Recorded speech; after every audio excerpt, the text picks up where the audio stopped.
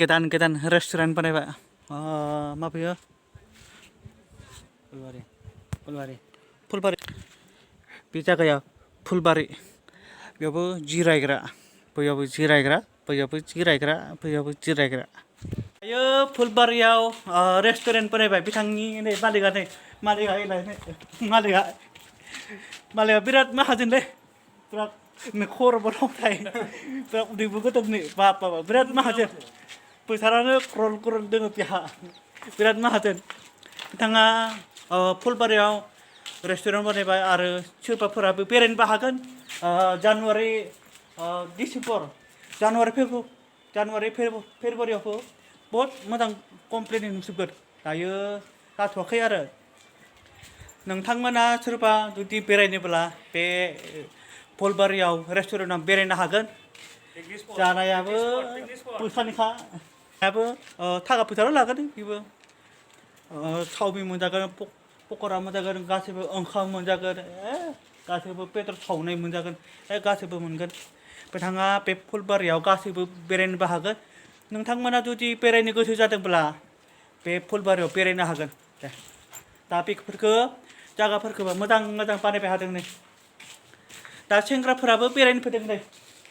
दा सिख्लाफोराबो बेरायनो गोसो जादोंब्ला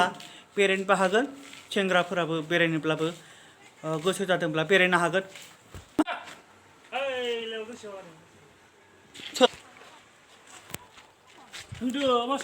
नै बिथाङा मा बे रेस्टुरेन्टआ मा साव जागोन बियो बानायबाय थानाया मा जाजोबगोन जोङो दायो दैमा पिकनिक स्पट नाम होबाय बे एक्सुवेलि बे जायगाया फुलबारि ओमफ्राय जोङो माबायाव खालामगोन कालि फुजानि सिगां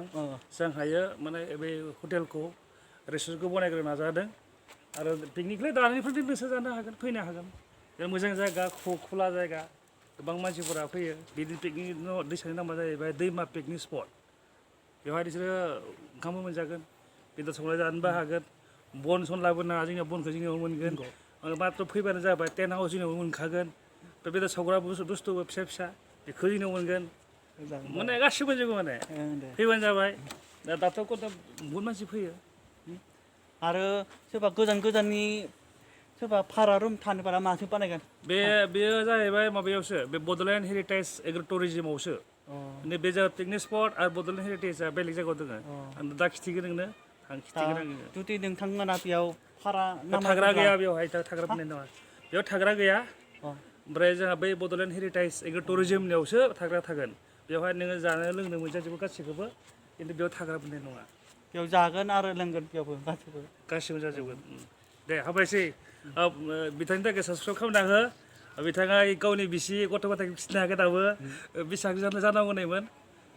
नंगौ बिसोर साबसक्राइब खालामना होदो अननानै दा पिकनिकआवबो मानसिफोरा बेरायनो फैदो बास आं बयखौबो खावलायहरदों गासै इउटुबारफोरखौबो बेयाव फैनानै बाहागो लाफैनो हागोन गोजोन्थों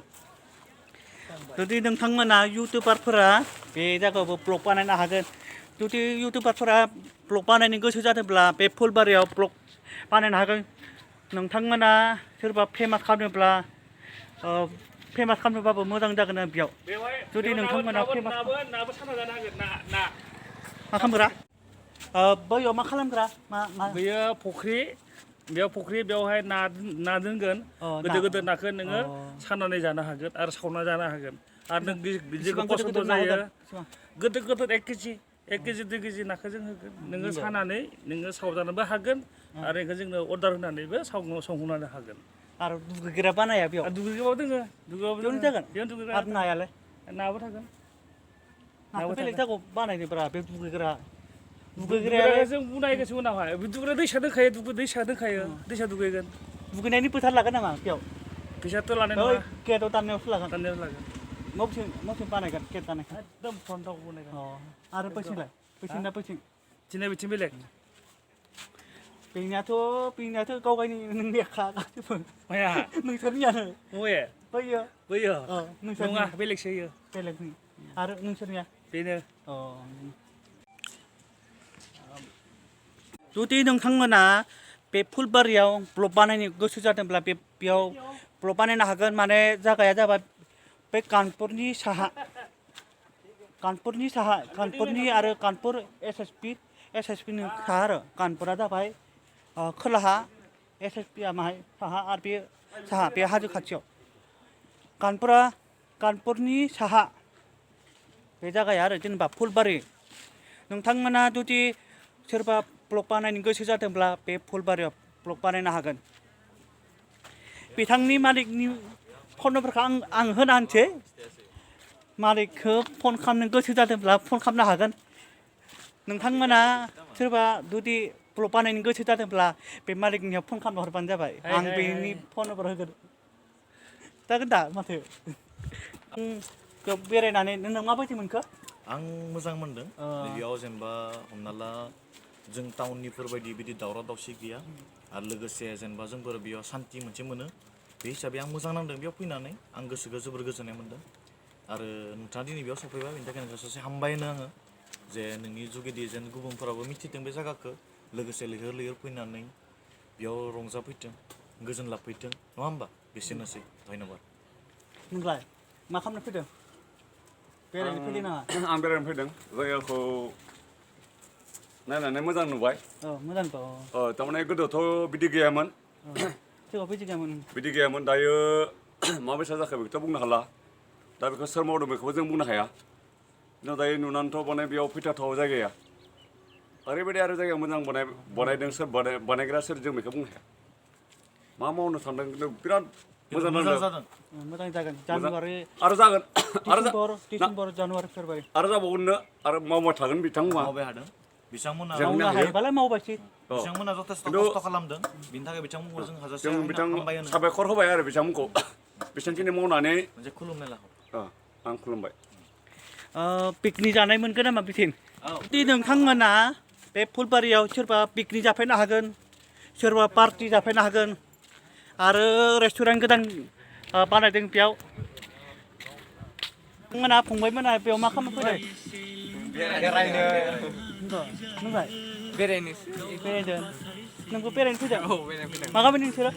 आं खासिबारिनि जों गासिबो उदालगुरि आरो कालेक्सन बिथांमोना नै दलफोराबो गासैबो बेरायनो फैदों आगोलाव बेबायदि गैयामोन दाथ' आरो मोजां मोजां बानायदों नै दानिया मोजां मोजां बानायजोब्बाय नै आगोलाव बिदि दंमोन गैयामोन ओरैनो अन्थाइ आपडेट जाबाय आरो मा खालामनो फैदों बेयावलाय बेरायफैदों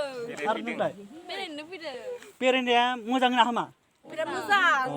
दे मोजांबालाय दे जाबाय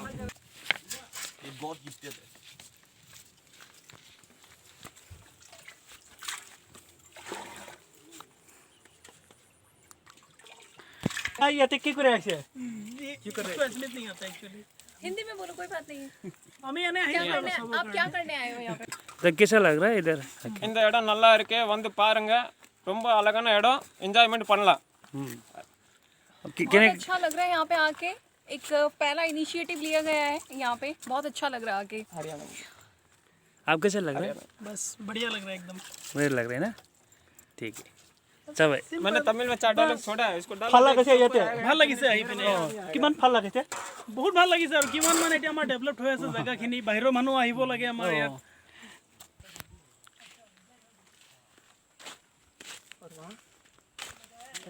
আস্তা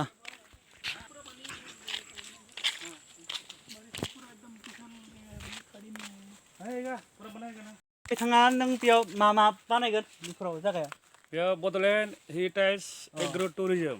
बेवहाय खेथि बाथि थागोन भाराबो थागोन केबिबो थागोन कटेजबो थागोन खेथि बाथि थागोन गासिबो थागोन बेयाव माने अमा थागोन बोरमा थागोन मोसौ थागोन गासिबो थागोन ट्रेनिं इनस्टिटिउट थागोन गासिबो थागोन नों माबोरै मोनदों हायनानै दा जायाखै डिसेम्बरसो खुलिगोन जागोन जुदि नोंथांमोना बे मा बुङो बड'लेण्ड एग्र' टुरिजम बिथांनि जायगानि मुङा जाबाय बड'लेण्ड मा बुङो दौस्ट्रिम नोंथांमोना बे बड'लेण्ड दौस्ट्रिमाव नोंथांमोना बेरायनो फैनो हागोन वाव बड'लेण्ड दौस्ट्रिम गोदान रेस्टुरेन्ट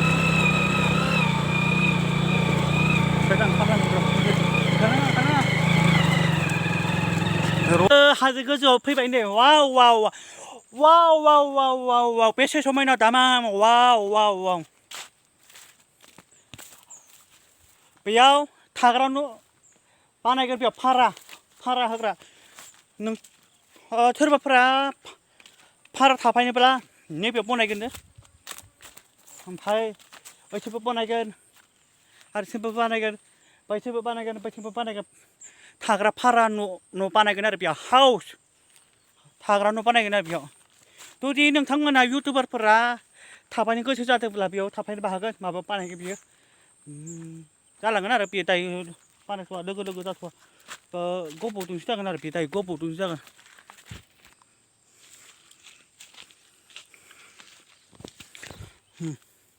बेलाय मा मैगं बेयो मुला मैगं दं होनो